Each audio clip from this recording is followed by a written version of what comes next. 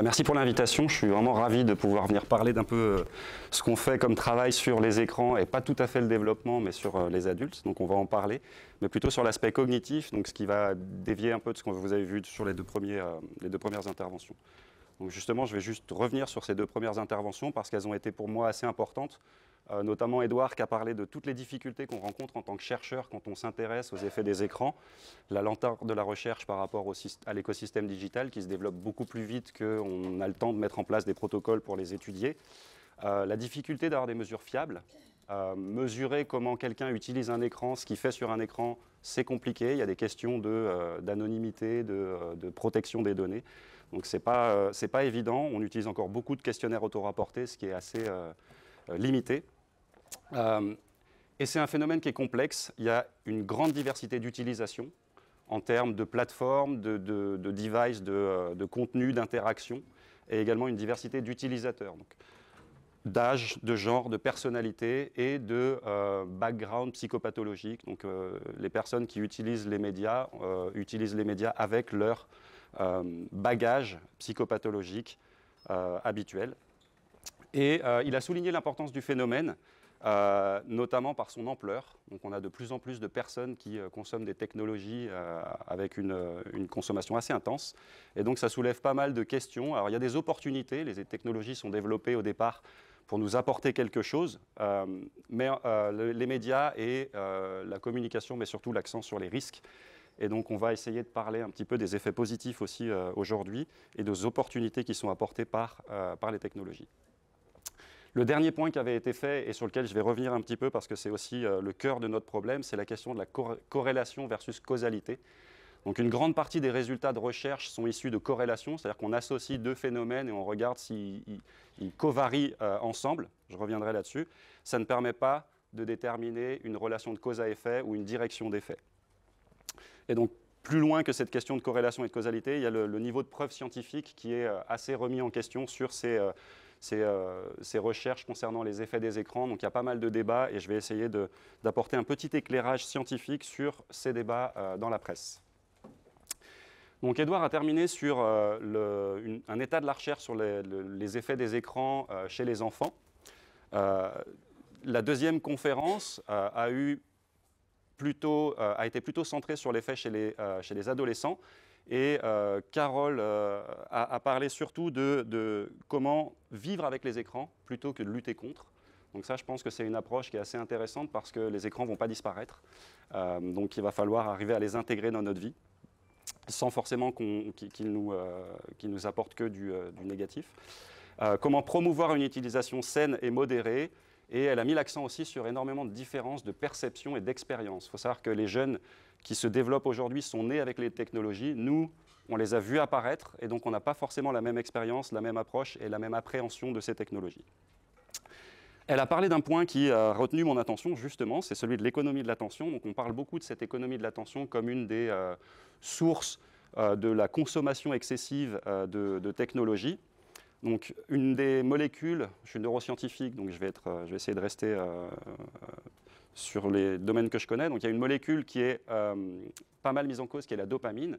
La dopamine, c'est une molécule qui intervient dans le système de récompense et on sait que c'est ce qui est mis en cause pour les addictions aux substances. Et il y a eu beaucoup de débats sur est-ce que la dopamine et les systèmes de récompense étaient à l'origine d'addictions aux écrans. On va en parler. Je ne sais pas si j'apporterai une réponse définitive, mais en tout cas, je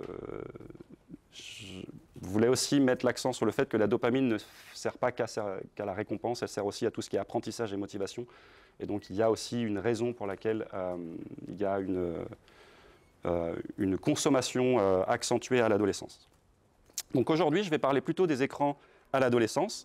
Je vais parler notamment des activités qui sont plus fréquentes chez les adolescents, comme le jeu vidéo, les réseaux sociaux, mais aussi le multitâche, donc le fait d'utiliser plusieurs technologies en même temps, c'est quelque chose qui se développe. Et je vais parler surtout des effets sur la cognition, mais un petit peu aussi du bien-être et de la santé, parce que c'est des choses qui sont tout à fait liées. Et je vais parler des écrans à l'adolescence, mais je vais commencer par ce qui se passe après l'adolescence, parce que la plupart des recherches qu'on a menées dans l'équipe de Daphné Bavelier sont réalisées chez des adultes, mais elles sont pertinentes pour comprendre comment les écrans peuvent impacter les adolescents. Donc avec l'arrivée des écrans et notamment leur miniaturisation et les smartphones, on a de nouveaux comportements qui sont apparus. Et au-delà des comportements, il y a eu de nouveaux risques surtout qui ont été mis en avant dans les médias et des nouveaux mots même. Donc on a vu apparaître des mots comme smombies pour les zombies avec leur smartphone, le phubbing pour le fait de snober quelqu'un en utilisant des écrans lors d'une conversation, donc comme vous voyez sur l'image en bas à droite. FOMO et FOBLO, ce sont plus des troubles mentaux qui ont été donc des nouvelles conditions pathologiques qui correspondent au fear of missing out. Donc c'est la peur de rater une information si on ne se connecte pas sur un réseau social assez fréquemment. Ou le FOBLO, qui est l'inverse, qui est la peur d'être laissé et mis de côté si on ne se connecte pas et qu'on n'est pas en contact fréquent avec ses pairs. Donc, la question essentielle et centrale qui est derrière tous ces nouveaux mots, c'est quels sont les impacts et surtout quels sont les risques, c'est surtout ça qui est mis en avant à l'heure actuelle, pour les adolescents de l'utilisation des écrans. Alors j'ai listé ici ceux qui sont les plus couramment associés dans la littérature, donc le cyberharcèlement. Le harcèlement existait avant les écrans, mais le cyberharcèlement l'a vraiment accentué. Il y a un risque exponentiel lié à la technologie qui a été découvert avec ces phénomènes-là. Anxiété, dépression, donc il y a pas mal de débats dans la littérature. Est-ce que les médias accentuent l'anxiété et la dépression? Donc on reviendra un petit peu dessus. Les troubles alimentaires, il y a pas mal de débats aussi sur le lien entre consommation de réseaux sociaux et troubles alimentaires. Les conditions de type autisme, troubles attentionnels et plus généralement les questions d'addiction comportementale. Donc tout ça, c'est des questions qui interrogent beaucoup de monde sur est-ce que les écrans sont responsables de ces choses-là. Aujourd'hui, je vais parler plutôt de ce qui est en dessous, c'est-à-dire l'attention, l'intelligence, les résultats scolaires, d'une partie plus cognitive. Mais les deux sont liés parce que quand vous n'allez pas bien, vous n'allez pas bien et vous ne pouvez pas étudier correctement. Et donc, en général, vos performances scolaires en pâtissent. Et quand vous avez une mauvaise attention ou des mauvais processus cognitifs, souvent, ça contribue à la psychopathologie. L'idée, en fait, d'un lien causal entre la consommation des écrans et la psychopathologie, elle vient de ce genre de graphique où on voit que vous avez en haut le niveau de dépression, donc la fréquence, la prévalence de la dépression chez les adolescents de 16-17 ans aux États-Unis au cours du temps. Et vous avez en dessous, synchronisé, donc mis en parallèle, l'utilisation quotidienne des technologies et des écrans, et notamment des réseaux sociaux, chez les jeunes du même âge. Et on voit que les réseaux sociaux sont apparus à peu près à cette période-là, autour de 2012-2013. Et on observe qu'il y a eu un déclin, donc une augmentation de la dépression, qui coïncide, et je dis bien coïncide, parce qu'il n'y a pas de lien de cause à effet dans une coïncidence. Et donc ça a amené beaucoup de personnes à questionner l'intérêt et à essayer de réduire notre utilisation des écrans, et notamment chez les jeunes. Plus récemment, donc, concernant l'attention, l'intelligence ou les résultats scolaires, il y a eu un rapport assez similaire dans la presse, donc, notamment en France, suite au rapport PISA de l'année dernière. Donc, le président Macron a appelé 75 experts à étudier la question du lien entre les écrans et les performances scolaires, la santé, etc. Et donc ce constat et cette initiative politique vient de ce constat-là. Donc l'étude PISA, vous voyez ici les résultats en mathématiques, en lecture et en sciences sur les pays de l'OCDE. Donc pareil au cours des années, donc j'ai remis l'année 2012 qui était montrée sur le graphique précédent pour voir il semble qu'il y ait un déclin qui coïncide aussi avec l'arrivée des réseaux sociaux, le développement des smartphones, etc. Et donc suite à ça, on a vu dans la presse de plus en plus d'articles questionnant l'intérêt des écrans pour les enfants, parlant de catastrophes éducatives, parlant d'écrans qui perturbent les apprentissages. Et donc on a vraiment une notion de causalité et de responsabilité des écrans. Et en fait, si on regarde un petit peu plus en détail le rapport PISA, donc là j'ai mis des citations qui viennent du rapport PISA. Donc il y a bien effectivement, à la page 4, volume 2, il y a bien un lien qui a été fait entre les étudiants qui rapportent qu'ils sont distraits par d'autres étudiants qui utilisent des technologies pendant la classe, qui du coup ont 15 points de moins que ceux qui ne rapportent pas être distraits par d'autres personnes qui utilisent des technologies. À côté de ça, quelques lignes plus bas, on a que les enfants qui utilisent jusqu'à 1 heure de technologie dans la classe pour des activités éducatives, eux, ils ont 14 points supérieurs par rapport aux autres. On n'en a pas entendu parler, par contre, de ces 14 points supérieurs et des technologies pour l'éducation. Donc là encore, on a des relations qui ne sont pas causales, qui sont des associations. Et donc, on peut se poser la question de est-ce que vraiment, quand on observe que, donc ça c'est une corrélation assez connue, donc en fait si on regarde le nombre d'enfants dans une ville, il est souvent corrélé au nombre de nids de cigognes. Est-ce que ça veut dire que ce sont les cigognes qui amènent les bébés? En fait ce qui se passe, c'est que plus une ville est grande, plus il y a de nids de cigognes, et donc plus il y a de bébés. Enfin pas donc, et il y a plus de bébés, et plus il y a de bébés, et donc il y a une association, une corrélation entre ces deux phénomènes, mais il n'y a pas de cause à effet. On peut se poser la même question, est-ce que l'augmentation du temps d'écran est responsable de la diminution des résultats scolaires, sachant qu'il y a plein d'autres phénomènes qui pourraient contribuer aux deux. Le Covid-19, par exemple, a été une des premières causes d'augmentation de la consommation d'écran, ça ne s'est pas arrêté depuis. Ça a créé de l'anxiété, ça a créé du stress, ça a créé un déclin des performances scolaires, la situation internationale avec les guerres, les inquiétudes vis-à-vis de l'écologie. Il y a énormément de phénomènes qui, depuis une dizaine d'années, ont pu contribuer à diminution de la santé mentale de différentes tranches de la population, notamment les jeunes. En ce qui concerne la santé, il y a un autre phénomène qui se passe à l'adolescence, c'est qu'à l'adolescence, il y a beaucoup de bouleversements qui se passent dans le corps, au niveau chimique, biologique, neuronal. Le cerveau, ce que vous voyez ici, c'est les régions du cerveau qui se développent le plus en fonction de l'âge, et on voit que le cerveau frontal se développe jusqu'à 20 ans. Donc le cerveau n'est pas développé à l'adolescence complètement, on n'a pas toutes nos capacités cognitives, et donc gérer nos expériences quotidiennes est plus compliqué pour des adolescents que pour des adultes. Et au niveau des régions frontales, les régions frontales, il faut savoir qu'elles sont particulièrement impliquées dans des fonctions de contrôle. Donc au niveau cognitif, c'est le contrôle cognitif, la régulation des impulsions. Et ces régions, elles sont en réseau avec d'autres structures cérébrales, notamment des régions sociales, dans les zones temporales qui sont là pour gérer vos interactions avec vos pairs, votre prise de perspective par rapport à d'autres personnes, et également ce dont j'ai parlé tout à l'heure, un système sous-cortical de récompense.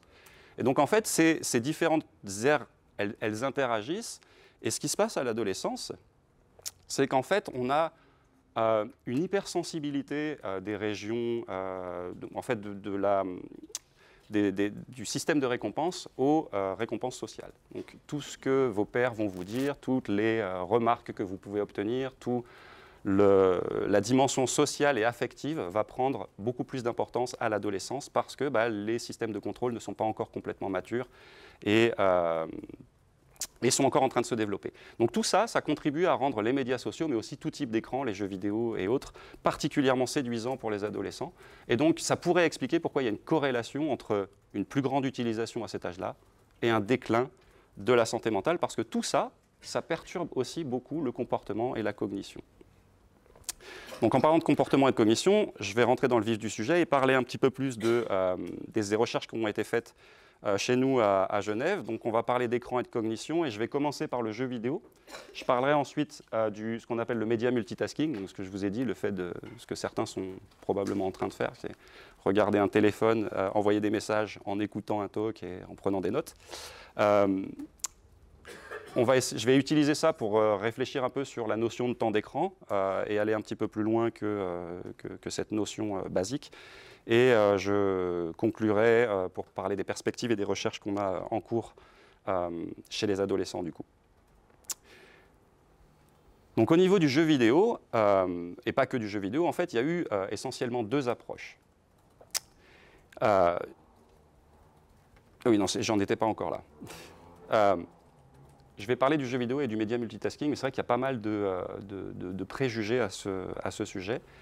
Si je vous posais la question, à votre avis, jouer aux jeux vidéo, c'est bon ou c'est mauvais pour l'attention? Qui pense que c'est bon? Qui pense que c'est mauvais? Ok, il y a une dominance de bons, donc c'est bien. Alors je pose la question, les préjugés ont changé aussi ces dernières années parce qu'il y a eu beaucoup de recherches qui ont pu casser un peu l'idée que les jeux vidéo rendaient les gens hyperactifs. Il y a eu un grand débat sur cette question-là. Pour le média multitasking, le fait de faire plusieurs activités électroniques en même temps, à votre avis, est-ce que ça entraîne? Est-ce que ça perturbe votre attention? Est-ce que ça vous aide à faire du multitâche? Qui pense que ça aide? Qui pense que ça perturbe? Ok. Je crois que vous avez lu un peu plus la littérature que je pensais. Donc, on va parler du jeu vidéo et du média multitasking, mais je vais rentrer un petit peu plus dans les détails méthodologiques. Donc, je vais parler de jeux vidéo, mais je vais parler d'un type de jeu vidéo qu'on a particulièrement étudié ici au laboratoire de Daphné Bavelier, c'est le jeu vidéo d'action. Alors, pour ceux qui ne sont pas joueurs comme moi, il faut savoir que le jeu vidéo, c'est un univers complet aujourd'hui. Donc ça vous représente une tentative de catégorisation des différents jeux en genre. Et donc il faut savoir que quand le jeu est apparu dans les années 70, il y avait un jeu. Puis progressivement, il y a eu quelques jeux, puis quelques genres. Et en fait, ces genres ont créé des genres hybrides. Donc on se retrouve aujourd'hui avec des jeux qui ont des composantes de jeux de stratégie, mais également des jeux de simulation. Donc les jeux deviennent de plus en plus complexes, de plus en plus hybrides, de plus en plus difficiles à étudier, ce qui contribue à rendre notre vie difficile parce que savoir comment les jeux impactent et quels sont les éléments du jeu qui impactent correctement la cognition ou pas, ça devient plus difficile. Donc le type de jeu auquel on s'est intéressé, c'est la partie rouge ici, ce sont les jeux d'action et on s'est intéressé en fait à un sous-groupe de ces jeux d'action qui sont les FPS, TPS, donc ça veut dire jeux de tir à la première personne ou à la troisième personne.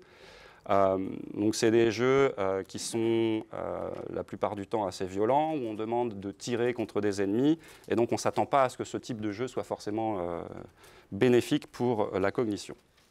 Juste pour resituer pour ceux qui ne connaissent pas l'univers du jeu vidéo, donc le jeu que je vous ai montré ici, Call of Duty, c'est un jeu qui est sorti en 2010. Donc j'ai remis une slide que j'utilisais en 2014 parce que je trouvais qu'elle était pertinente aujourd'hui.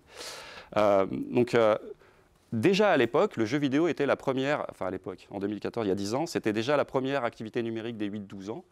Un gamer, donc un joueur régulier, passait en moyenne 18 heures par semaine à jouer aux jeux vidéo, ce qui faisait déjà peur aux parents à l'époque. Call of Duty, donc, qui est le jeu le plus connu en termes de FPS, est sorti en 2010 et en 2 mois, il a cumulé plus de 600 millions d'heures de jeu, donc ce qui est assez énorme quand même.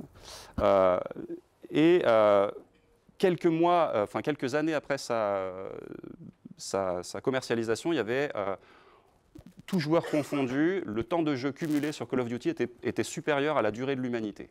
Donc ça commence à faire un temps assez important. Et, je pense qu'il y a beaucoup de parents qui aimeraient que les enfants passent autant de temps à faire leurs devoirs. Donc le jeu vidéo, donc là on parle de jeux qui sont interdits aux moins de 18 ans. Pour ceux qui ont des enfants, on sait tous qu'ils y jouent avant 18 ans. Et donc c'est une question qui est pertinente pour le développement et pour le développement cognitif. Donc un jeu d'action, ça ressemble à ça. C'est une scène qui est relativement chargée. Donc pour moi qui ai arrêté de jouer relativement tôt, quand j'ai découvert que le jeu avait évolué comme ça, c'était assez choquant. Donc c'est des scènes qui sont relativement complexes, où il y a énormément d'informations à l'écran, et où la personne va devoir en même temps maintenir son attention au centre pour pouvoir détecter et viser, mais en même temps surveiller des ennemis qui peuvent apparaître à différents endroits, et en même temps gérer plusieurs buts, parce qu'il faut survivre, mais il y a une mission à remplir, il faut aider les amis, etc. Bref, c'est des jeux qui cognitivement sont relativement complexes. Et en fait, il y a eu énormément de recherches chez l'adulte sur ces jeux-là et qui ont montré que de jouer à ces jeux-là était associé à des bénéfices dans différents domaines, que ce soit l'inhibition. Donc l'inhibition, c'est la capacité à arrêter une réponse impulsive. Je vous montrerai quelques exemples de tâches après. À résoudre des problèmes, à faire plusieurs tâches en même temps ou à switcher entre plusieurs tâches. Même des habiletés verbales, donc de la mémoire verbale, de la mémoire de lettres, de mots, ou de la manipulation de lettres de mots, des habiletés spatiales, des habiletés aussi bas niveau que de la perception, de la sensibilité au contraste, donc des choses qui sont normalement améliorées par des lunettes, donc par des choses physiques, et différentes formes d'attention, que ce soit l'attention endogène ou exogène. Donc ces résultats, ils ne viennent pas d'une seule étude et d'un seul groupe, ils viennent de beaucoup d'études, de beaucoup de groupes avec beaucoup de méthodes. Et toutes les études ne sont pas positives. Il y a des études qui ont des résultats non significatifs ou négatifs. Et donc, ça soulève la question de qu'est-ce qu'on peut retirer de toute cette littérature. Donc, dans cette littérature, déjà, il y a deux types d'approches. Il y a une approche corrélationnelle et une approche causale. Et les conclusions qu'on peut en tirer ne sont pas les mêmes. Je vais commencer par l'approche corrélationnelle. Donc, les études corrélationnelles qu'on fait, on prend des personnes tout venant, on leur fait passer un questionnaire sur leurs habitudes de jeu. Donc encore une fois, c'est auto-rapporté. En fonction de ce que les personnes nous disent, on va les classer en joueurs de jeux d'action ou non joueurs de jeux d'action. Donc, au laboratoire, on considère qu'un joueur de jeu d'action, c'est quelqu'un qui joue plus de 5 heures par semaine. Ce n'est pas énorme. Un non-joueur de jeu d'action, c'est quelqu'un qui joue moins d'1 heure par semaine à des jeux d'action et qui joue moins de 3 heures à des jeux.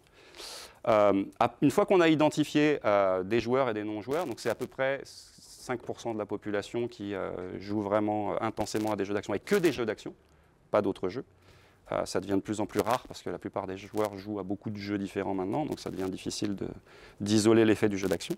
On va leur faire passer une tâche. Donc là, c'est une tâche de performance, c'est un test de performance continue, c'est un test d'attention qui a deux conditions. Dans cette condition, il y a des images de villages, enfin de villes et de campagnes qui vont se succéder. Le participant doit appuyer sur un bouton à chaque fois qu'il y a une ville et pas quand il y a une montagne. Donc je vais vous faire défiler. C'est une tâche qui dure plusieurs minutes. Les images défilent à peu près à une par minute, donc il faut cliquer, il ne faut pas cliquer, il faut cliquer, il faut cliquer, il faut cliquer, il faut cliquer, il ne faut pas cliquer, etc. Donc il y a une autre condition où il faut cliquer très rarement et c'est l'inverse. Donc dans cette condition-là, l'idée c'est qu'on peut mesurer l'impulsivité des participants en comptant le nombre de réponses incorrectes qu'ils ont faites. Et typiquement, quand on compare des joueurs et des non-joueurs, ce qu'on voit c'est que les joueurs de jeux vidéo font plus de réponses correctes, ils ont moins de réponses incorrectes, donc ils ont moins d'impulsivité. Donc ça, c'est ce qu'on trouve avec une seule tâche dans une seule étude. On peut mesurer différents aspects de la cognition, que ce soit la perception. Donc on va demander à des gens, parmi les deux petits carrés bleus, je ne sais pas si vous voyez bien le bleu, donc celui-ci et celui-ci, lequel contient un patch, donc c'est ça le patch, et on va le rendre de plus en plus difficile à percevoir pour essayer de déterminer le seuil de perception des gens. Donc ça, c'est pour mesurer la perception. On va mesurer le contrôle attentionnel en demandant à des gens de suivre des cibles qui vont se mettre à bouger et qui vont changer de couleur, pour leur demander à la fin, ce point-là, est-ce qu'il était rouge ou bleu au départ? On peut avoir des tâches de rotation mentale. Donc, je vous ai donné la réponse pour gagner du temps, mais l'idée, c'est trouver parmi ces quatre formes laquelle est une rotation mentale de celle-ci. Donc, il y a des tâches relativement simples, des tâches relativement complexes. Le TOVA, c'est le test d'attention qui permet de mesurer soit l'impulsivité, soit l'attention soutenue. Et je vous ai mis après à côté un résultat qui montre que dans ce type de tâches, en fait, souvent, ce qu'on observe, c'est que les gamers, donc les joueurs de jeux d'action sont plus rapides. Donc là, vous avez le temps de réponse en millisecondes. Ils sont plus rapides, mais ils ne font pas plus d'erreurs. Donc ce n'est pas juste qu'ils sont plus impulsifs et qu'ils qu'ils répondent plus vite parce qu'ils sont habitués et qu'ils aiment bien les outils numériques, mais ils sont plus rapides et ils ne font pas moins d'erreurs. Donc ça, c'est le résultat qu'on a obtenu dans notre étude. Et donc on a voulu, vu que maintenant, il y a à peu près une vingtaine d'années de recherche, on a voulu reprendre toute cette littérature et faire une méta-analyse. Et donc une méta-analyse, on va représenter les effets sur ce graphique-là. Donc j'ai mis ici les différents domaines qui ont été étudiés, donc la perception, le contrôle moteur, l'attention ascendante, le contrôle attentionnel, etc. Et on va représenter chaque étude par un petit point. Et si les gamers sont meilleurs que les non-gamers dans cette étude, le point sera dans la zone bleue, donc au-dessus des pointillés. Si c'est l'inverse, il sera dans la zone verte, donc en dessous des pointillés. Et comme on peut s'en douter vu où est placée la ligne verte, voilà ce qu'on a obtenu avec 20 ans de recherche. La plupart des points sont au-dessus de la ligne bleue. Donc il y a quelques études qui montrent quand même qu'ils n'ont pas d'effet ou qui montrent des effets négatifs. Mais si on fait une méta-analyse et qu'on essaye d'estimer l'effet global, on voit que quand on compare des gamers et des non-gamers, on a généralement les gamers qui performent mieux pour des tâches de perception. Sur ce qui est inhibition, l'exemple que je vous ai montré était du coup vous a induit en erreur parce que si on s'en tient à la méta-analyse, a priori, il n'y a pas encore d'évidence, mais il y a peu d'études. Pour tout ce qui est contrôle attentionnel, on voit qu'on a un effet relativement robuste. Et puis, dans tous les autres domaines qui ont été étudiés, quasiment, même la résolution de problèmes, globalement, les joueurs sont meilleurs que les non-joueurs. Donc, c'est super. Mais je vous ai dit depuis le début, corrélation, ce n'est pas causalité. En fait, il se pourrait très bien que les gens qui sont meilleurs en attention, en multitasking, en résolution de problèmes, comme ils sont meilleurs là-dedans et que c'est utile dans les jeux, bah, ils vont continuer à jouer, ils vont passer plus de temps, et donc on aurait une corrélation. Donc, pour savoir si c'est vraiment juste une corrélation ou s'il y a une relation causale, ce qu'on a fait, c'est des études d'intervention. Donc, dans les études d'intervention, on prend une population non-joueur. Si vous prenez des gens qui jouent depuis 10 ans, ça va être difficile de rajouter de l'expérience dessus. Donc, on prend des gens qui connaissent un peu les jeux vidéo, mais qui ne jouent pas beaucoup à des jeux d'action. On va mesurer leur performance en pré-test, avant une intervention. Il va y avoir une intervention que je vais vous présenter maintenant, qui est qu'on va répartir ces gens en deux groupes. Un groupe va jouer à un jeu d'action, un groupe va jouer à un jeu contrôle. Donc c'est important qu'il y ait un jeu contrôle, plus pour qu'il y ait aussi une stimulation, que les gens passent du temps à prendre du plaisir, à faire des choses qui leur plaisent. Et donc la moitié vont jouer à des jeux. Il est doué de volonté propre. Pardon. Alors, on va répartir. Donc, il y a un groupe qui joue à des jeux d'action, un groupe qui joue à des jeux contrôle. L'idée, ce n'est pas de jouer juste une journée ou jouer quelques heures. On les fait jouer entre 40 minutes et 1 heure par jour, 5 jours par semaine, pendant plusieurs semaines. Donc là, on est dans un paradigme d'apprentissage. L'idée, ce n'est pas de faire 20 heures pendant une journée et puis c'est fini, parce que ça, on sait que ça n'a aucun effet. Mais on suit les règles de l'apprentissage, c'est-à-dire qu'il faut dormir, il faut consolider, il faut, bref, il faut pratiquer, espacer la pratique, la distribuer, etc. Et donc ce qu'on fait, c'est qu'une fois que ces gens ont joué, on va remesurer leur performance en post-test. Et donc l'idée, c'est pas qu'ils soient meilleurs en post-test, mais c'est que l'amélioration, c'est-à-dire que la différence entre ce qui se passait avant l'intervention et après, soit plus grande dans le groupe qui a joué au jeu d'action par rapport au jeu contrôle. Et donc, je vais vous passer les résultats des études individuelles. On va passer tout de suite à la méta-analyse. Et donc, ça, c'est les résultats de la méta-analyse on en a fait deux. Et les deux sont conformes. En fait, tout ce qu'on observe, c'est qu'on a un effet significatif au niveau de l'attention. Et dans les autres domaines, la majorité des études montrent des effets qui vont dans la bonne direction, mais on ne peut pas conclure parce qu'il y a trop de variabilité méthodologique. Et donc là, on a des éléments qui nous suggèrent qu'il y aurait de la causalité. La seule causalité qu'on peut trouver, c'est au niveau de l'attention. Et donc, on peut, avec pas mal de confiance, conclure que jouer à des jeux d'action, par rapport à d'autres jeux, ça améliore les capacités de contrôle attentionnel. Donc, votre capacité à savoir sur quoi vous allez porter votre attention et ce que vous pouvez ignorer. Et donc là, on est sur des études chez des adultes. Je vous disais, éthiquement, on ne peut pas faire ça chez des enfants. Ces jeux-là, ils ne sont pas appropriés pour des moins de 18 ans. Par contre, on a pu utiliser ces résultats pour collaborer avec des gens qui développent des jeux vidéo et pour créer des jeux vidéo qui reprennent la mécanique du jeu d'action. Donc cette idée de stimulation, enfin d'oscillation entre une attention centrale, périphérique, de gérer plusieurs buts en même temps, d'avoir différentes capacités cognitives qui sont stimulées. Et autour de cette mécanique de jeu, ils ont rajouté donc des mini-jeux qui vont entraîner plus spécifiquement des capacités cognitives nécessaires à la lecture. Ça va être les fonctions exécutives, ça va être la capacité de planification, par exemple, etc.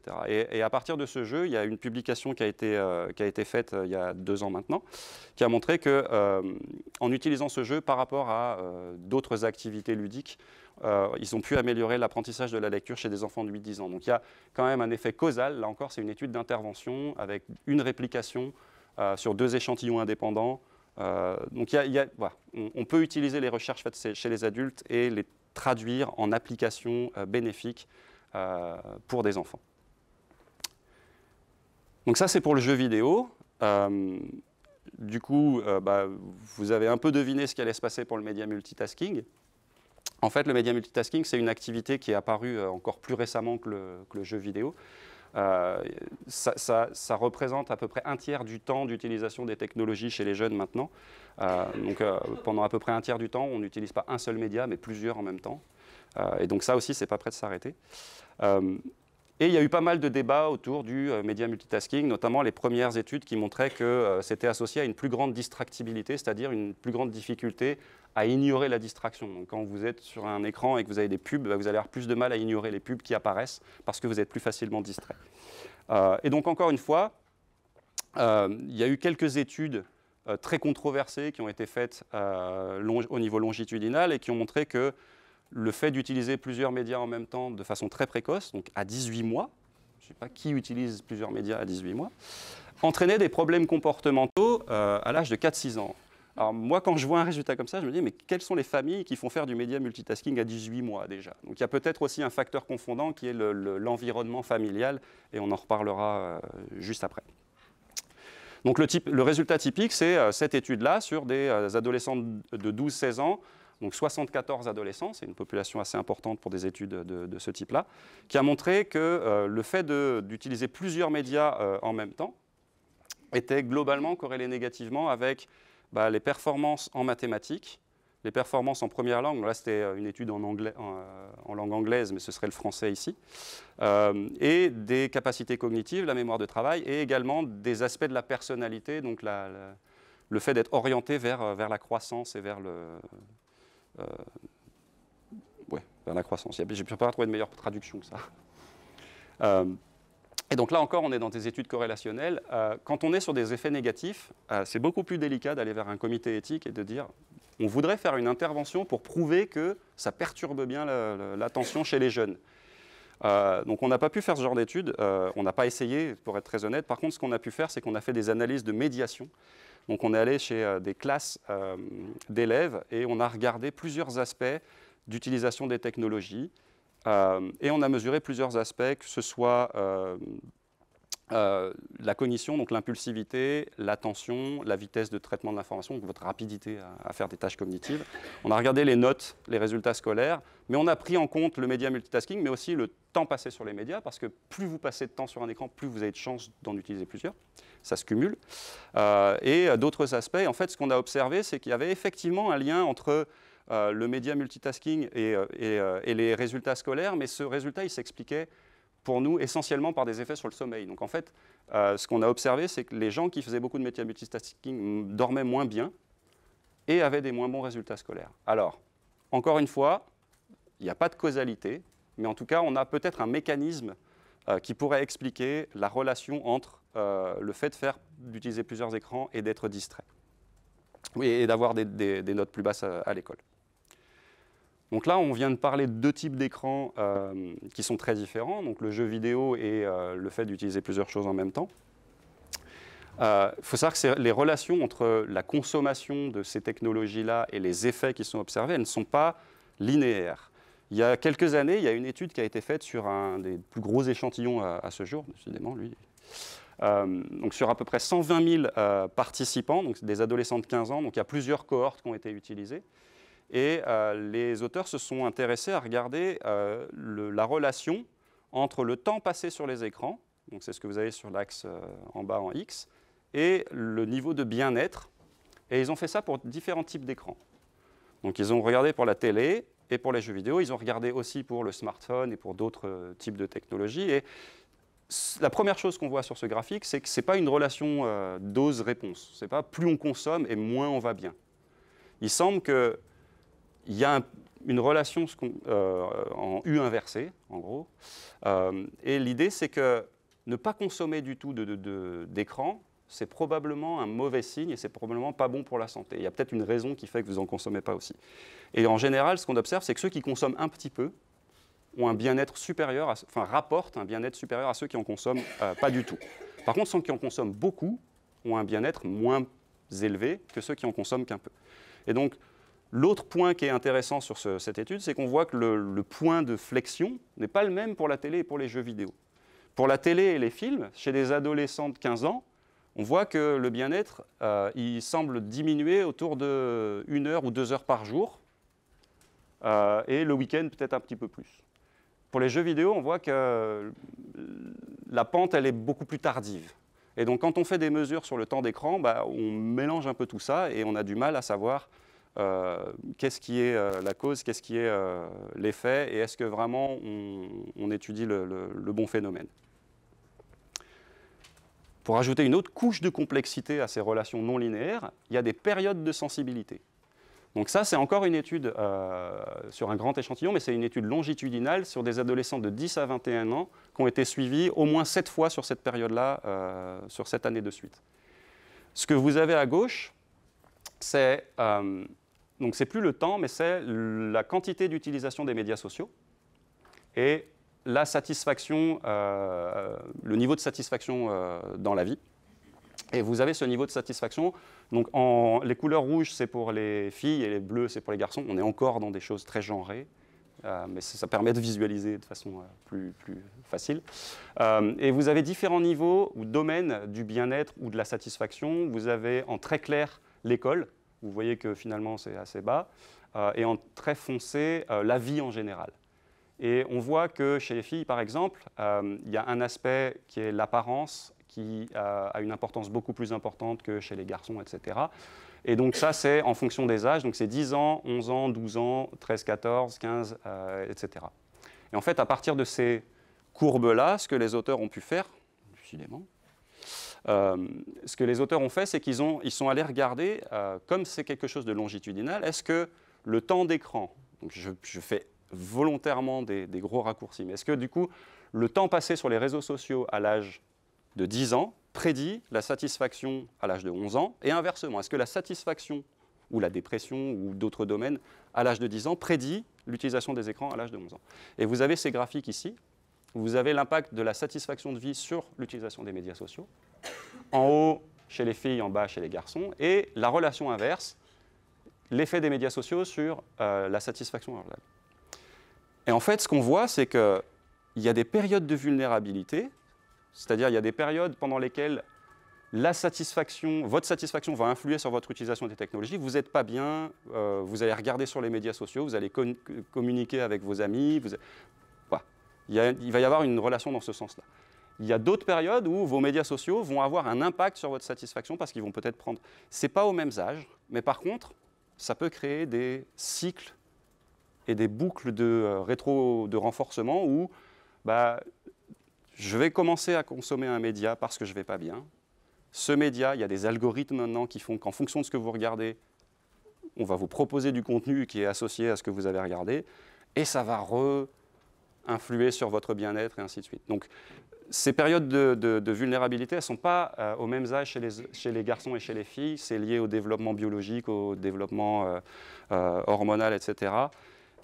C'est intéressant dans le sens où ça ouvre des pistes pour comprendre pourquoi les effets ne sont pas les mêmes et surtout, ça nous impose de prendre en compte l'âge des participants et de ne pas traiter tout le monde de la même façon. Quand on s'intéresse aux écrans, on a vu que chez les jeunes enfants, il y a le développement du langage et des habiletés sociales. Chez les adolescents, ils sont dans leurs premières expériences, prise de risque, développement sexuel, etc. Donc il va y avoir la pornographie, le harcèlement, etc. Donc toutes ces questions-là sont importantes à prendre en compte. Enfin, tout l'aspect développemental est important à prendre en compte pour comprendre un peu mieux ces différents effets. Donc il y a une conclusion quand même après tout ça. La première question qu'on peut se poser, c'est, décidément, pourquoi autant de confusion finalement dans la littérature concernant l'effet des écrans? Vous aviez l'air d'être tout à fait au courant que les jeux vidéo améliorent l'attention, en tout cas les jeux d'action, que le média multitasking diminue la concentration et les capacités attentionnelles. Donc pourquoi autant de confusion?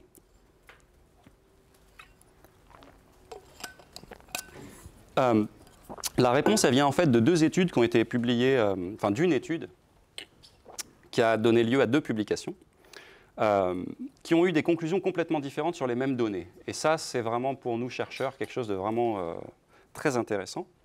On a d'un côté l'étude d'Amy Orben et collaborateurs qui conclut sur ce jeu de données que l'impact des écrans est faible à négligeable. Et on a à côté Jean Twenge qui se dit c'est pas possible et qui dit non, l'impact est sous-estimé. Et on en parle d'une différence qui est relativement importante. D'un côté, vous avez des auteurs qui concluent il y a une association négative de taille faible entre le temps d'écran et le bien-être, qui est de bêta égale moins 0,042, et qui en gros et c'est écrit dans le papier, hein, c'est comparable au fait de manger régulièrement des pommes de terre.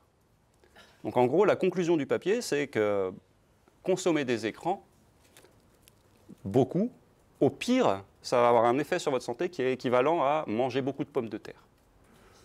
À côté de ça, vous avez une étude qui reprend les mêmes données et qui dit non, non, je ne suis pas d'accord, pour nous, l'impact il est non trivial, on a un R de moins 0,17, donc ça c'est bataille de scientifiques, et dit on a un impact important qui est comparable, donc le fait d'utiliser des médias sociaux, 1 heure de plus de médias sociaux chez les filles est comparable à la prise d'héroïne chez l'homme.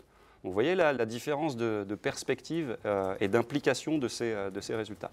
On est sur les mêmes données, analysées complètement différemment, et donc c'est important quand on essaye d'interpréter la recherche, de ne pas prendre les conclusions pour ce qu'elles sont.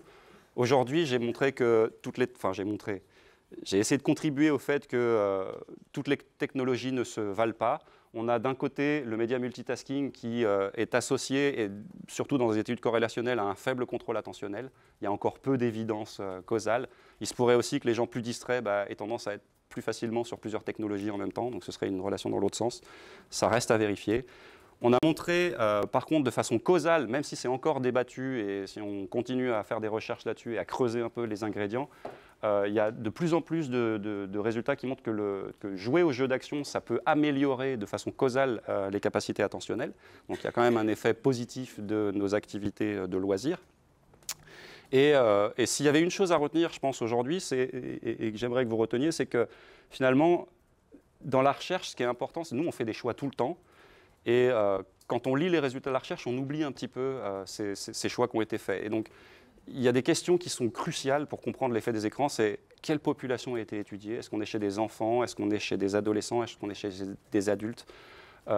Édouard a parlé d'une étude qui a été publiée l'année dernière sur des enfants de 2 ans qui étaient exposés à la télé. Les données ont été collectées en 2003. Il n'y avait pas les smartphones. Aujourd'hui, si on fait la même étude, le temps d'écran des enfants de moins de 2 ans, il ne sera pas du tout le même, ce ne sera pas les mêmes utilisations, etc. Donc il y a énormément d'aspects à prendre en compte. Est-ce qu'on est chez des enfants, des adolescents, des adultes? À quelle époque? Quelle utilisation on est en train d'interroger? Est-ce que c'est le temps d'écran?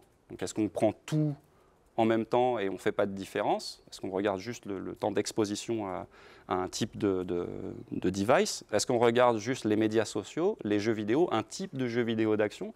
Quel niveau de granularité on veut avoir dans notre interprétation? Les mesures qu'on prend, on peut regarder les effets des médias sociaux ou des jeux vidéo sur le bien-être, mais aussi sur la cognition, sur la santé mentale, sur la réussite scolaire. Les résultats ne seront probablement pas les mêmes. Donc c'est important aussi de savoir qu'est-ce qu'on mesure et pourquoi. Et enfin, quel type d'association on regarde? Est-ce que c'est une étude cross-sectionnelle? Est-ce qu'on compare 2 populations? Est-ce qu'on associe 2 phénomènes de façon corrélationnelle? Ou est-ce qu'on fait une étude longitudinale, qu'on essaye de prédire quelque chose dans le temps? Ou est-ce qu'on fait une intervention pour modifier quelque chose et pouvoir conclure sur éventuellement un mécanisme d'action? Donc ça, c'est ce que j'avais à dire sur les recherches qui ont été faites sur les écrans. À partir de ces... En fait, moi, ça fait plus de 10 ans maintenant que je travaille sur les jeux vidéo chez les adultes. Et au cours des 10 dernières années, je me suis rendu compte que les populations que j'étudiais avaient énormément changé. Et en fait, les joueurs ont changé. Il y a plus de joueurs qu'avant. Il y a moins de non-joueurs qu'avant. Et les non-joueurs sont différents des non-joueurs d'il y a 10 ans. C'est-à-dire que les non-joueurs aujourd'hui, ils jouent un petit peu, mais pas au même jeu qu'il y a 10 ans. Et les jeux d'aujourd'hui sont beaucoup plus stimulants, beaucoup plus rapides, beaucoup plus complexes, etc. Et donc on a une grande difficulté à étudier et à tirer des conclusions sur le jeu d'action, puisque les gens qu'on étudie aujourd'hui, ils sont nés avec les jeux vidéo, et du coup on n'observe plus du tout les mêmes effets. Et donc moi, ça m'a conduit à m'intéresser à ce qui se passait avant d'être adulte, et à soumettre un projet. Et donc j'ai obtenu un financement, et donc je suis en train de développer une étude qui a lieu en ce moment dans les écoles sur toute la Suisse. Donc c'est une étude que j'ai appelée MICA, pour Médias, Interaction, Cognition et Santé des adolescents.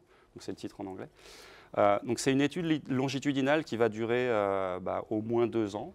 J'espère plus si on peut obtenir des financements. On envisage d'inclure 800 adolescents entre 10 et 18 ans qui sont scolarisés en Suisse. Donc c'est une étude qui passe par les écoles. J'ai énormément de chance d'avoir dans l'équipe des collaborateurs comme Gregor Waller et Florence Vanhoff qui sont donc à l'Université de Fribourg dans la partie communication, journalisme, fake news, etc. Donc qui étaient très intéressés par le projet. Gregor Waller qui est à l'origine, enfin qui dirige le laboratoire de psychologie des médias à l'école de sciences appliquées, c'est faculté de sciences appliquées en gros de Zurich. C'est eux qui font les études James, Mike, etc. qui depuis 2010, tous les 2 ans, sur à peu près 1000 enfants je crois que ça commence à 4-6 ans, puis 6-9 ans, 9-12 ans, 12-15 ans, 15-18, mesurent les utilisations des médias et des non-médias, c'est-à-dire les loisirs digitaux et non digitaux, enfin numériques et non numériques. Et donc eux, ils ont cette expérience d'aller dans les écoles, de récolter des données sur l'utilisation des technologies. Et donc ils sont collaborateurs et on en est aujourd'hui, on a 600 enfants qui ont été inclus sur la première mesure. Et donc dans 6 mois, on a la 2e, puis la 3e, puis la 4e. Et on espère pouvoir en avoir 800 à la fin, donc on espère en avoir 1000 au début, puis 800 à la fin. Et l'objectif de cette étude, parce que c'est quand même important de vous dire ce qu'on essaye d'étudier, donc on mesure tous les 6 mois l'utilisation des médias interactifs, donc jeux vidéo, médias sociaux, smartphones, Internet, différents types d'activités. Est-ce qu'il y a du contrôle parental? Donc on va un peu plus loin que l'utilisation. Est-ce qu'il y a du contrôle parental? Est-ce qu'ils l'utilisent avant de se coucher? Est-ce qu'ils l'utilisent pendant les repas? Quelles sont leurs motivations pour les utiliser? On s'intéresse à différents effets sur la santé et le bien-être, santé physique, santé mentale, donc troubles attentionnels, hyperactivité, autisme, anxiété, dépression. Et l'idée, c'est que en fait, les fonctions exécutives qui sont en plein développement pendant cette période-là ont un rôle à jouer sur le lien entre l'utilisation des médias et les technologies. On veut clarifier ce rôle et essayer de comprendre un peu est-ce qu'il y aurait peut-être des interventions qui permettraient de diminuer les effets négatifs et de booster les effets positifs. Voilà. Et donc comme on a cette étude qui est en cours, on a également lancé donc vu que la collecte de données se fait dans toute la Suisse, grâce aux équipes de Fribourg et de Zurich, on a lancé à Genève une partie plus clinique où on collecte des données donc en collaboration avec Maud Schneider chez des patients autistes avec ou sans trouble de l'attention pour essayer de voir un peu comment ils utilisent les technologies. Et donc, il y a Coriana est dans la salle pour ceux qui la reconnaîtront. Et du coup, on essaye de comprendre un peu, est-ce que leurs utilisations des technologies sont différentes? On sait que leurs fonctions exécutives sont différentes et on essaye de comprendre est-ce qu'il y a un lien entre ces deux phénomènes. Donc si vous voulez en savoir plus, on a un site web, des flyers et pas mal d'informations sur l'étude. Vous avez mon email si vous voulez en savoir plus. Et je terminerai sur des lectures. Alors c'est un peu égoïste, hein, j'ai cité surtout deux articles qu'on a écrits sur ces questions-là, donc qui sont plus spécifiques du développement. Parce qu'on travaille beaucoup chez les adultes, mais plus récemment, on a écrit 2 articles. Donc avec Michael Rich, qui est l'auteur de ce bouquin-là, que je vous conseille vivement, dont je vais reparler juste après. Donc on a écrit avec l'OCDE un chapitre dans ce livre qui est sur l'éducation pour les 21st Century Skills, donc pour les compétences nécessaires au 21e siècle. Et donc on a écrit un article sur les liens entre développement cognitif et utilisation des technologies.